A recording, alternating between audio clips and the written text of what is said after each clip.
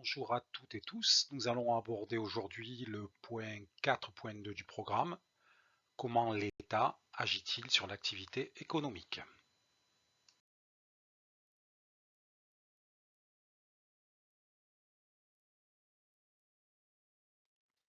L'intervention économique de l'État est justifiée dans certaines situations.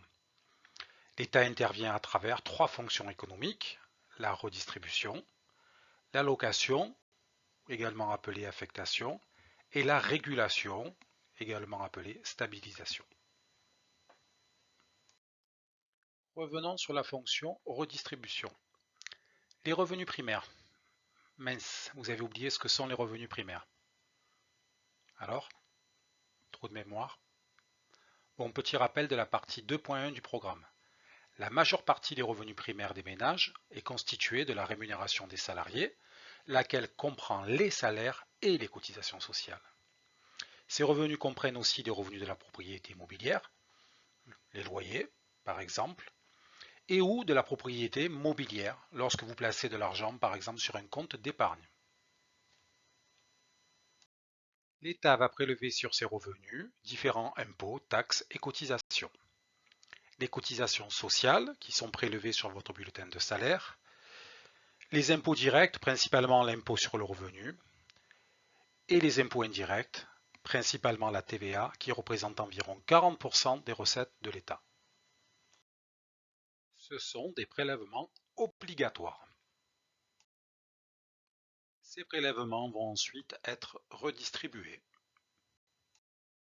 Ils sont redistribués en prestations sociales comme les APL, le RSA ou encore vos bourses d'études. Ils sont également redistribués en services collectifs tels que la police, l'enlèvement des ordures ménagères, la construction et l'entretien des infrastructures routières, l'éclairage public et bien d'autres. La politique de redistribution de l'État a plusieurs objectifs. La réduction des inégalités, la protection contre les risques sociaux et la stabilisation de l'économie du pays. L'État met en place un transfert des ressources permettant d'organiser une solidarité entre les célibataires et les familles nombreuses, les bien portants et les malades, les travailleurs et les chômeurs. Après la fonction redistribution, voyons maintenant la fonction allocation ou affectation. L'État effectue des dépenses qui servent l'intérêt général. Les 5 dépenses majeures de l'État sont dans l'ordre décroissant: éducation et recherche, défense et sécurité, en d'autres termes armée et police, politique sociale, nous en avons évoqué quelques-unes précédemment, développement durable et enfin justice. L'État met également en œuvre des mesures d'incitation fiscale qui ont des effets sur l'offre ou la demande. Si vous achetez une voiture électrique, vous pourrez bénéficier d'un bonus écologique, c'est-à-dire une réduction de prix de plusieurs milliers d'euros pris en charge par l'État. Inversement, si vous achetez des véhicules polluants, comme un gros 4x4, le prix sera augmenté. C'est le malus écologique. La TGAP, taxe générale sur les activités polluantes, a été mise en place par l'État pour inciter les entreprises dites polluantes à réduire leur impact négatif sur l'environnement.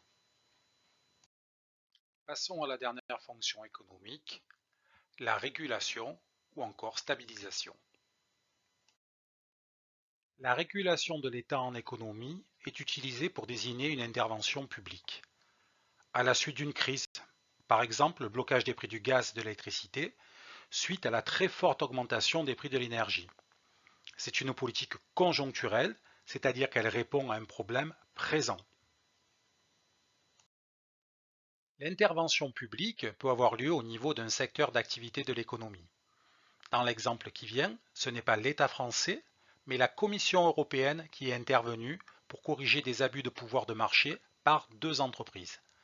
La Commission européenne a interdit la fusion, c'est-à-dire la mise en commun de ce qu'elle possède, entre deux entreprises du ferroviaire, l'allemand Siemens et le français Alstom. Alstom est l'entreprise française qui fabrique les TGV. Ce mariage aurait créé selon la Commission européenne, un champion du ferroviaire néfaste pour la concurrence sur le marché du train.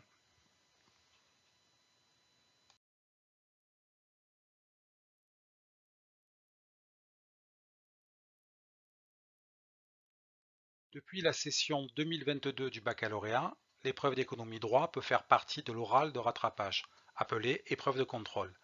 L'épreuve de contrôle en économie droit porte sur les modules 4 et 5 du programme. Cette petite vidéo porte sur le module 4. Elle est un outil de révision de l'épreuve écrite et également un outil de révision de l'oral de contrôle. Travaillez bien.